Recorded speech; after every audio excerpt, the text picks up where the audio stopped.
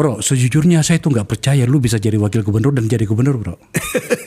Beneran, kenapa? Karena agak jauh saya menarik peristiwanya gitu loh. Singkat cerita, you terpilih sebagai wakil gubernur dulu. Nah, saya langsung ke situ saja. Gimana ceritanya tiba-tiba menjadi wakil gubernur? Itu ya ada unsur spiritual sudah. Oke. Banyak orang nggak tahu cerita ini. Saya dengar dari konsultan politik, saya nggak usah sebut nama, dia cerita sama saya. Sebetulnya waktu Pak Jokowi di Solo, dia sudah survei. Salah satu Pak Adrianov Caniago yang ngurusin. Mencari siapa yang layak jadi wakil gubernur.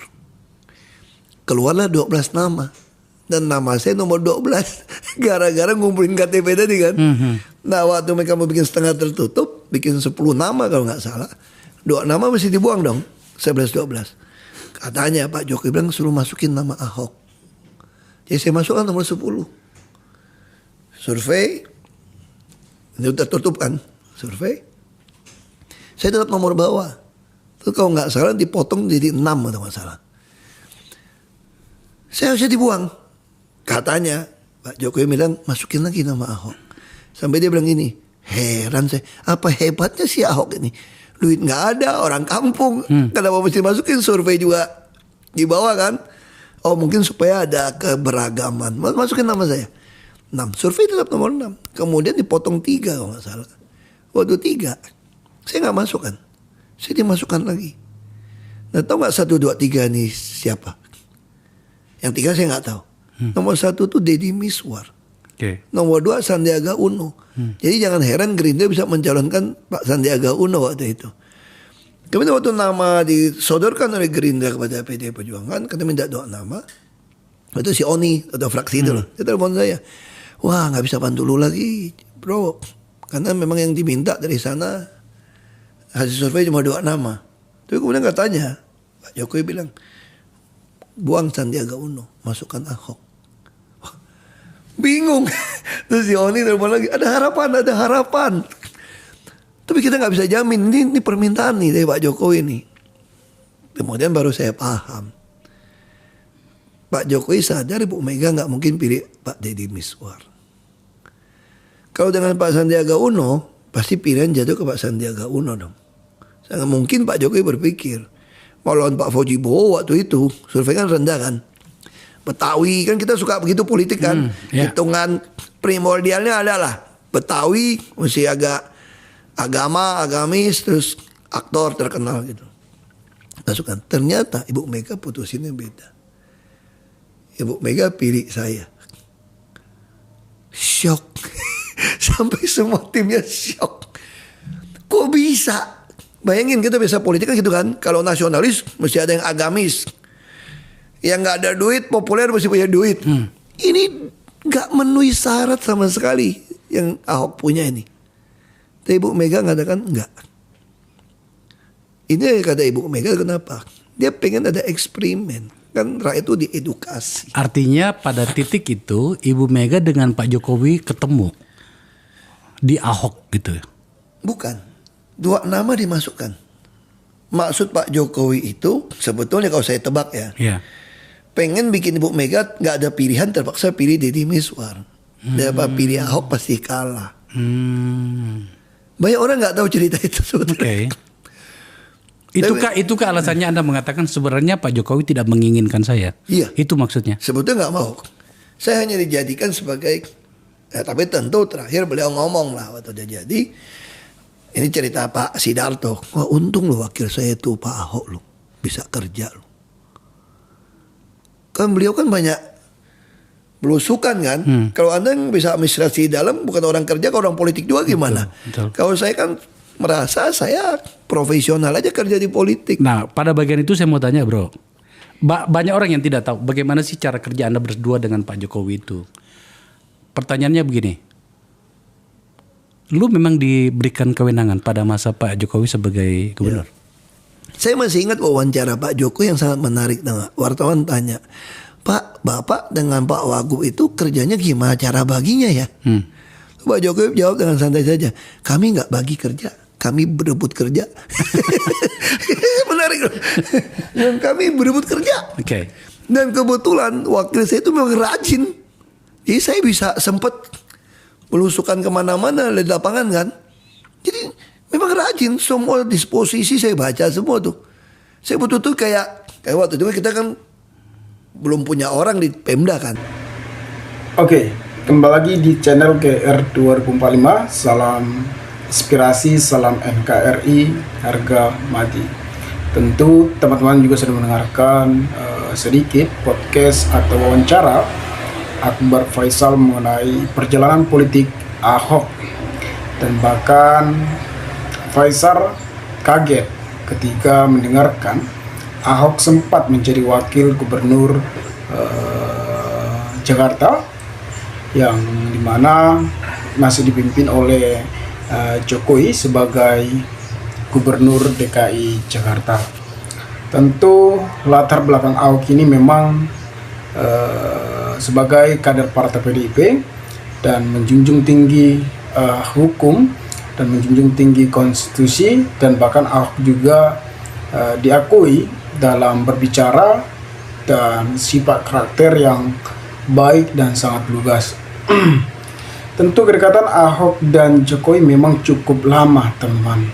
Bahkan ada beberapa info ketika Ahok mencalonkan diri di ajang pilkada atau pencalonan gubernur, Ahok banyak dapat kontroversial mengenai pencalonan tersebut, dan bahkan Ahok kalah melawan Anies Baswedan, dan bahkan Ahok dianggap sebagai penindasan agama, dan bahkan Ahok dipenjara.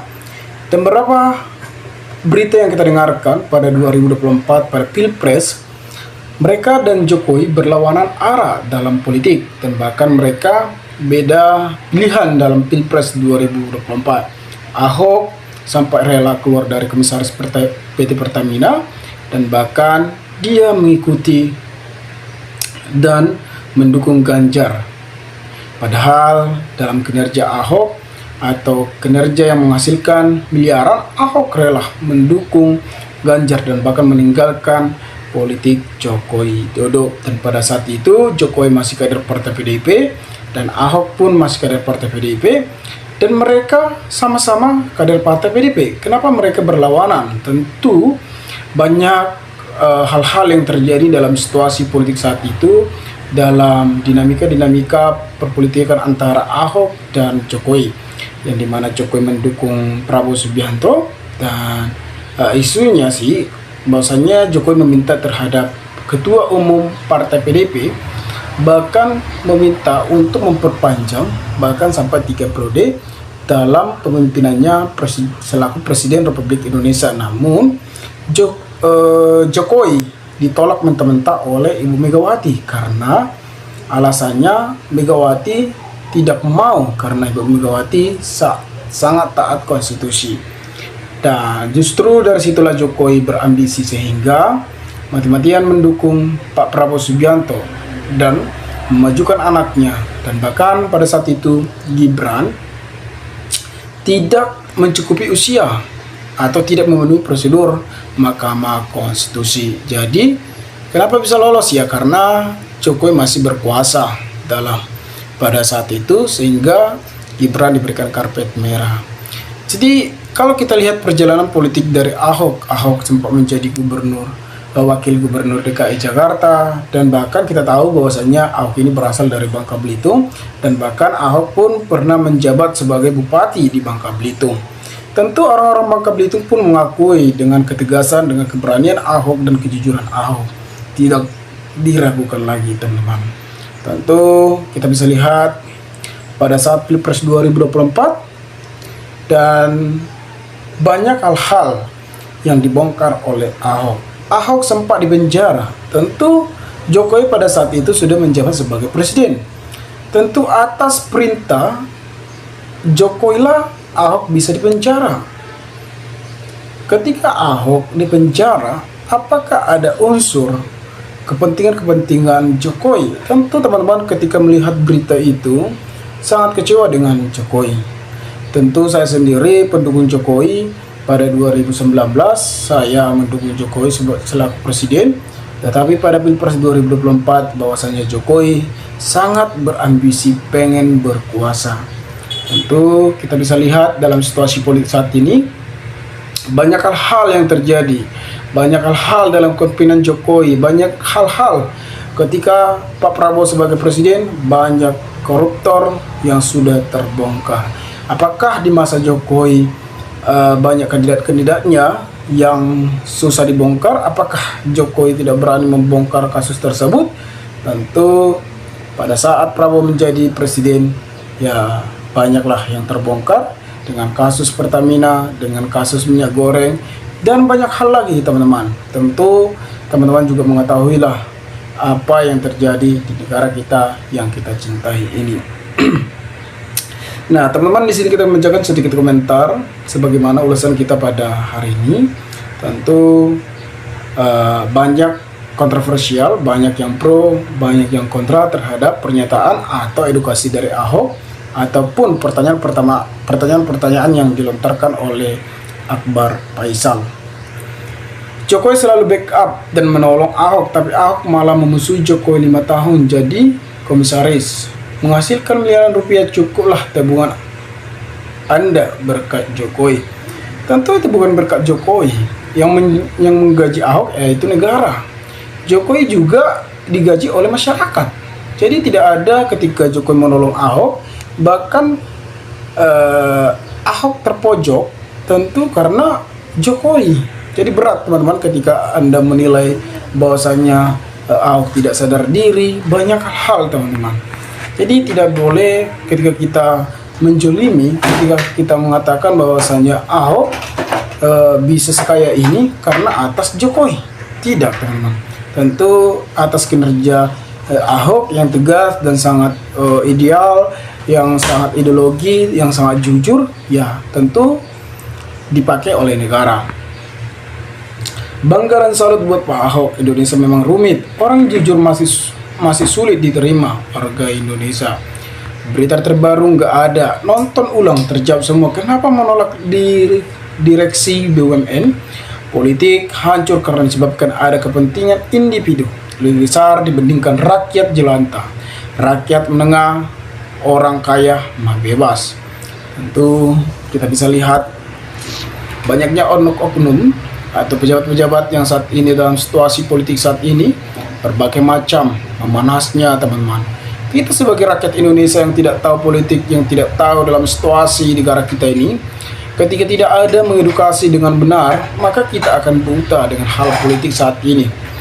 Tentu perubahan-perubahan ketika Pak Prabowo sudah menjadi pemimpin Republik Indonesia, banyak perubahan-perubahan yang terjadi teman-teman. Nah, artinya Pak Jokowi itu jeli memotret siapapun pemimpin yang layak. Ahok menurut Pak Jokowi orang yang layak jadi pemimpin di negeri ini.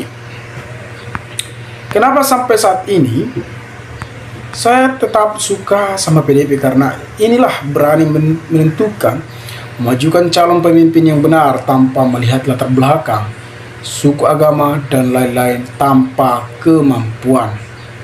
Tentu kita bisa lihat bahwa partai PDIP partai yang gentle dan sangat berani.